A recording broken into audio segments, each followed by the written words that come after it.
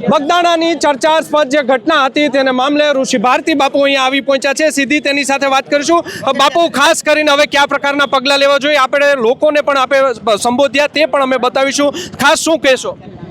જુઓ, પીડિત નવનીતભાઈને ન્યાય ન મળે તો સૌ પ્રથમ સમાજના જેટલા સંગઠનો હાલે છે, જેટલા આગેવાનો છે, જે નેતૃત્વ કરી રહ્યા છે જે તે પાર્ટીમાં, એ બધાએ સંકલન કરી અને આગળની રણનીતિ બનાવવામાં આવશે। અને સૌ પ્રથમ તો પોલીસ પ્રશાસન ઉપર ભરોસો રાખીએ અને ત્યારબાદ સીટની રચનાથી એના ઉપર પણ ભરોસો રાખીએ। પરંતુ આજે મને એમ લાગે છે કે નવનીતભાઈને સાંભળ્યા પછી કે સીટની રચના થયા બાદ પણ કોઈ એને જવાબ નથી આપ્યો, કોઈ રિપોર્ટ નથી થયા, તો 4 દિવસથી શા માટે ઢીલી નીતિ અપનાવવામાં આવે છે? અચ્છા બાપુ, ખાસ કરીને આજે 11મો દિવસ છે પરંતુ સીટની રચના થઈ ગઈ છે, તેઓ પણ તપાસ કરશે। બાપુ, કોળી સમાજના 23 ધારાસભ્યો છે, 3 સંસદ સભ્યોને ન્યાય મેળવવા માટે તમારી ભાજપની જે સરકાર છે તેમને ગાંધીનગર જવું પડે, આ કેટલું યોગ્ય છે? જો, મેં ઘણીવાર કીધું છે કે આજે 15 જેટલા ધારાસભ્યો, 3 MP, 2 મિનિસ્ટરો, 1 કેન્દ્રીય મિનિસ્ટર, આ બધાએ મળીને ગુજરાત સરકારને વાસ્તવિક પરિસ્થિતિ અવગત કર્યા અને ત્યારબાદ સરકારે સીટની રચના કરી છે। તો આપણે થોડો સમય રાહ જોઈએ અને જો ન્યાય ન મળે તો પછી સમાજ બધાએ સંગઠનો સાથે રહીને આગળની એ રોડમેપ તૈયાર કરશે। અચ્છા બાપુ, ખાસ કરીને આપણે સવારે પણ ચેનલને પણ નિવેદન આપ્યું, હિન્દુત્વની સરકાર છે, ન્યાય નથી મળતો, શું કહેશો? જુઓ, એક દુઃખ સાથે કડવી વાસ્તવિકતા કહું છું કે આ દેશમાં 5000 વર્ષથી જે OBC ST SC સમાજ એક ધાર્મિક માનસિક રીતે ગુલામ બની છે, એટલા માટે આ પરિસ્થિતિ છે। અને જ્યારે વોટનો પ્રશ્ન આવે ત્યારે સમસ્ત કોળી ઠાકોર સમાજને હિન્દુત્વનો ઝંડો પકડાવી દેવામાં આવે છે અને નોટ લેવાની હોય, દાન લેવાનું હોય તો પણ હિન્દુત્વનો ઝંડો પકડાવી દેવામાં આવે છે। અને સેવાનો પ્રશ્ન હોય, તમે બગદાણામાં જુઓ, લગભગ 90 જેટલા સેવા મંડળો ચાલે છે ને બધા કોળી સમાજના જ છે, તો સેવાને નામે હિન્દુત્વનો ઝંડો પકડાવવામાં આવે છે। તો આજે નવનીતભાઈ પીડિત છે, ન્યાય માટેની માગણી કરી રહ્યા છે, ત્યારે કેમ હિન્દુત્વના કોઈ સંગઠનો બહાર નથી આવતા? કેમ કોઈ કથાકારો, કલાકારો, ભુવાશ્રીઓ આ કોઈ એક પણ આ ન્યાયના પક્ષમાં વાત નથી કરતા? તો આવી પેરાડોક્સિકલ સ્થિતિ આ દેશમાં ઊભી થયેલી છે અને એટલા માટે આજે સમસ્ત કોળી ઠાકોર સમાજ જાગી ગયો છે, તો ભવિષ્યમાં એનું જરૂર પરિણામ આવશે। અને જે હિન્દુ રાષ્ટ્રના કહેવાતા બણગા ફૂંકનારા લોકોને પણ અત્યારે આ મુદ્દામાં 2 શબ્દો તો બોલવા જોઈતા હતા અને એ કોઈ નથી બોલ્યા, એટલા માટે મારે આજે બોલવું પડે છે। અચ્છા બાપુ, તમે કીધું કે આગામી સમયમાં હવે અમે CBI તપાસની પણ માંગ કરશું, શું SIT ઉપર પણ હવે ભરોસો નથી? જો, સવારે મેં પણ કીધું હતું, આટલી બધી પ્રતીક્ષા કેમ જોવડાવવામાં આવે છે? કારણ કે CBI, પોલીસ પ્રશાસન એ પણ શંકાના દાયરામાં હોય એવું લાગે છે, એવી સંભાવના છે। અમે 100% ન કહી શકીએ, પરંતુ આવી સંભાવના લાગે છે। જો સીટે રસ લીધો હોત તો અત્યાર સુધી કોઈ ઠોસ પરિણામ મળ્યું હોત। જી, આપણી સાથે જે કાંતિભાઈ છે, આગેવાન ભાવનગરથી, તેઓ પણ જોડાયા છે, તેઓ પણ 2 શબ્દો શું કહે છે? શું કહેશો? બાપુની સાથે મોટી સંખ્યામાં લોકો, આજે માનવ મહેરામણ ઉમટી પડ્યું છે। આજે મારો અવાજ બેસી ગયો છે, પણ નવનીતભાઈ ઘણું બધું બોલવાનું મન થાય છે। આજે 11 દિવસ થયા છતાં આજે વાતો કરી રહ્યા છે ન્યાય, પણ ક્યારે ન્યાય આપવાનો? અત્યાર સુધી જગજાહેર છે, જાહેરમાં કેવી રીતે સરે આમ માર્યા છે, ઢોરને મારતા પણ માણાની હૃદય દ્રવી જાય, આજે માણાને આવી રીતે માર્યો છે, તો હું એમ કહું છું ક્યાં સુધી સહન કરવાનું? અને ન્યાય અપાવવાની વાત કરે છે બધા 15 ધારાસભ્યો, મંત્રીઓ, કેન્દ્રીય મિનિસ્ટરો, એ પણ ગયા છતાં સીટની રચના કરવાની અનેક જગ્યાએ સીટની રચના કરી, ક્યાંય ન્યાય નથી મળ્યો। અને જો આ ન્યાય નહીં મળે તો અમારે આજે મહામંડલેશ્વર 1008, એમ અમારે બાપુશ્રી એ પણ 1008 મહામંડલેશ્વર છે। આજે સાધુ સંતોને બહાર નીકળવું પડ્યું છે, ક્યારે કે ન્યાય ક્યારે આપશે? હિન્દુની નામે વાતો કરતા હોય છે, છતાં હિન્દુને નામે મત લેવામાં આવે છે અને હિન્દુને ન્યાય પણ નથી અપાવી શકતા। આપણી સાથે જે ભાવનગરના પણ વકીલ છે, લીગલ ટીમના તેઓ વકીલ છે કિશનભાઈ, તેઓ જોડાયા છે. તેમની સાથે પણ પહેલા વાત કરીશું, ત્યારબાદ સુરતના વકીલ છે તેમની સાથે પણ વાત કરીશું. કિશનભાઈ, લીગલ ટીમના આપ સભ્ય છો, શું કહેશો આ સમગ્ર ઘટનાને લઈને? જે ચોક્કસપણે સમગ્ર ગુજરાતમાં કોળી સમાજના વકીલો દ્વારા એક લીગલ ટીમની રચના કરવામાં આવી છે અને એસઆઈટી જે કામગીરી કરી રહી છે, સાથે સાથે અમારી લીગલ ટીમ પણ એક કામગીરી કરી રહી છે. જ્યાં કંઈ પણ કાચું કપાતું હોય છે ત્યાં અમે લીગલ ટીમ દ્વારા એસઆઈટીને નવનીતભાઈની સહીથી અમે રજૂઆત કરવાના છીએ અને ભવિષ્યમાં જો આ અનુસંધાને અમારી લીગલ ટીમને જ્યાં પણ યોગ્ય લાગે જે પણ નિર્ણય કરવા પડે તે માટે અમારી સંપૂર્ણ તૈયારી છે. હાઈકોર્ટ, સુપ્રીમ કોર્ટ જ્યાં સુધી જવું પડે તેની પણ સંપૂર્ણ તૈયારી છે. સાથે જ સુરતથી જે લીગલ ટીમના ચેતનભાઈ છે તેઓ પણ અગ્રણી વકીલ છે, તેઓ આવ્યા છે, તેમની સાથે પણ વાત કરીશું. શું કહેશો, હવે કયા પ્રકારના પગલાં લેવામાં આવશે? 307ની જે કલમ છે તેનો ઉમેરો કરી દેવામાં આવ્યો છે, કાવતરું રચવું તેની કલમનો પણ ઉમેરો કરી દેવામાં આવ્યો છે અને સ્પેશિયલ ઇન્વેસ્ટિગેશન ટીમ એટલે કે એસઆઈટીની રચના કરવામાં આવી છે.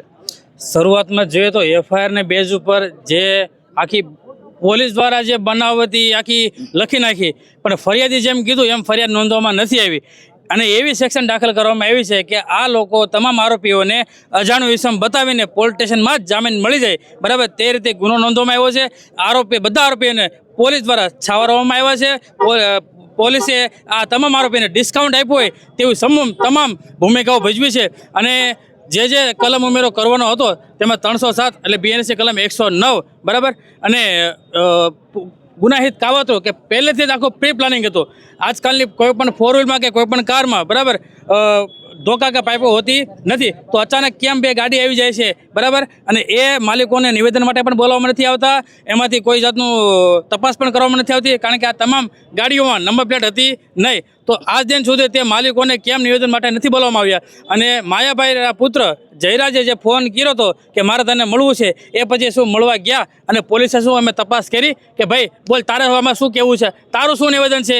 તે નિવેદન માટે આજ દિન સુધી બોલાવવામાં આવ્યા નથી. આ તમામ પોલીસ પણ આમાં ઇન્વોલ્વમેન્ટ છે તેવું તમને અમને સંપૂર્ણ લાગે છે.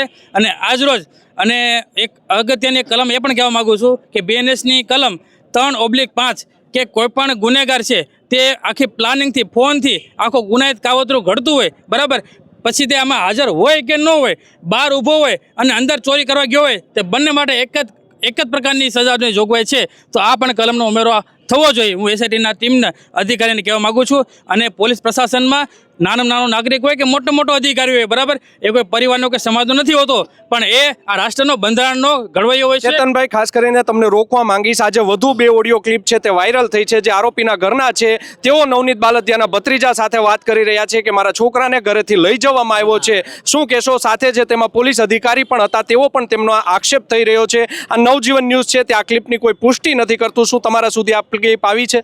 મારા પાસે એક પુરાવો આવ્યો છે, જેની તપાસ હજી ચાલુ છે, બરાબર. હજી શંકાના દાયરામાં એવું પણ છે કે જે તપાસ કરનાર જે અધિકારી બીબી ડાંગર સાહેબ હતા એના સંકલનમાં હતા અને માયાભાઈ છોકરાનો પુત્ર જયરાજ એ પણ આમાં ઇન્વોલ્વ હતો. અને જે એક અન્ય આરોપી છે, બરાબર, 8 આરોપીમાંથી એક આરોપી નથી, તો તેનું અલગ નામ દર્શાવીને આજે આરોપી નહોતો છતાં પણ તેને આરોપી બનાવવામાં આવ્યો છે. એની પણ એસઆઈટીની ટીમે તપાસ કરવી જોઈએ અને જો તપાસ નહીં કરશે તો અમે પુરાવા સહિત આ તમામ આરોપી, આ તમામ અધિકારીઓ વિરુદ્ધમાં અમે કાયદેસર સુપ્રીમ કોર્ટ અને હાઈકોર્ટ સુધી પહોંચાડશું.